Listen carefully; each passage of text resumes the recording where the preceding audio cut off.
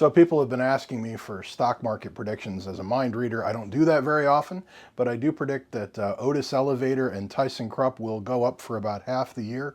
And I'm pretty sure that International Paper and the McKay Envelope Company will remain stationary.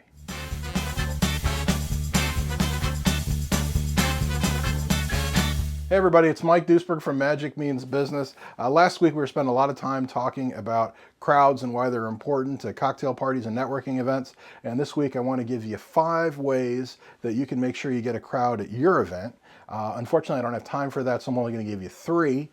If you want all 5, you got to like, you got to subscribe, you got to ring the little bell, you got to send me a message at mike@magicmeansbusiness.com, and we'll send you the paper edition of the Reading Mike's Mind newsletter.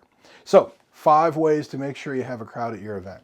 Probably one of the most important things is having a place where the crowd can gather, sort of a dedicated spot. Now, normally we do that with a stage, right? And people would stand around the stage, but during a cocktail party we don't have a stage. So if you notice in a lot of the pictures that I show, there's a black pad in front of me, right? Now that keeps my stuff dry when people spill their drinks, but it also says, look, this is where the show is happening, this is where the performer is performing at, and then people can kind of gather around it. So it's really important that you have tables. At some of the events I'm at, we've got great big 8-top, 10-top table that people can form around. We can get 30, 40 people crammed around one of those tables, believe it or not, sometimes even more.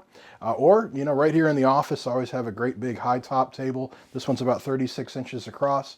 It's fantastic because it says this is where the show's happening. People can crowd around the table, and you can see sometimes it's a big crowd, sometimes not quite that many, but even a high top is enough to form a crowd. If we don't have some kind of table surface that I can gather people around, it's a lot harder to get those big crowds to form. We can do it, but we have to do a lot of things that are more what I would call is sort of street magic oriented, and they're not as elegant for your event. The second thing that it makes sense to manage is the sound.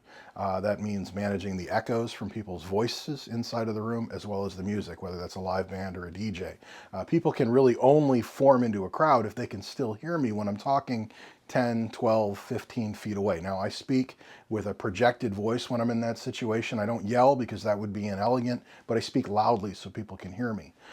It's also important when it comes to forming a crowd. So a lot of times I'll be performing at an 8-top. I've got 8 people here when I first start the event. I get them laughing with each other, and the people at the table on my left and my right all of a sudden are craning their necks going, hey, what's going on over there? And if they can hear what I'm saying, right? They know that there's a magic show going on. They know that people are having fun. And they can also hear me say, hey, why don't you come on over? Why don't you come on over?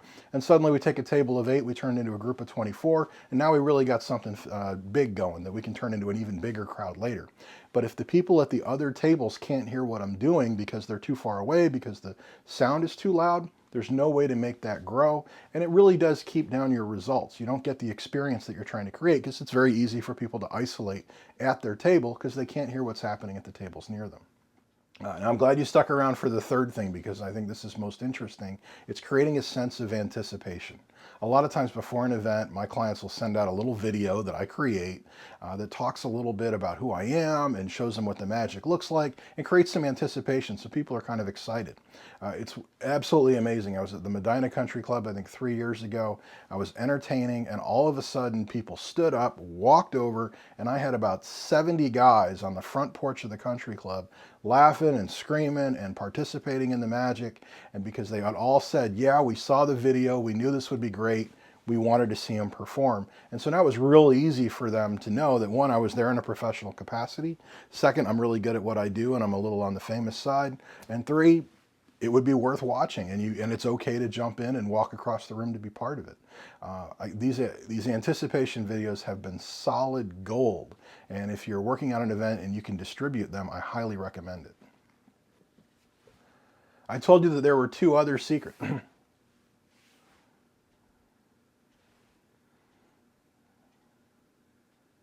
Remember I said that there was 5 solutions, and remember I told you that there was 5 big tips, and I've got 2 that I hold back just for my clients and people who read the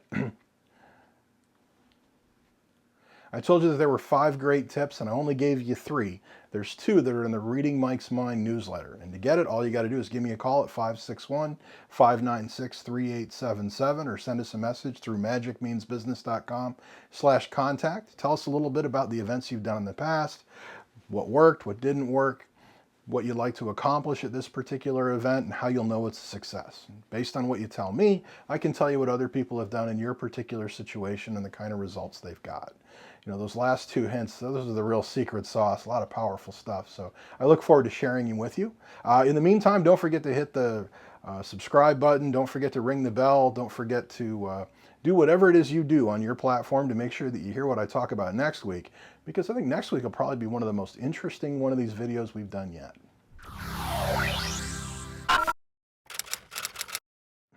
You know what? If I get 100 subscribers on YouTube, I'll shoot one of these videos from Hawaii.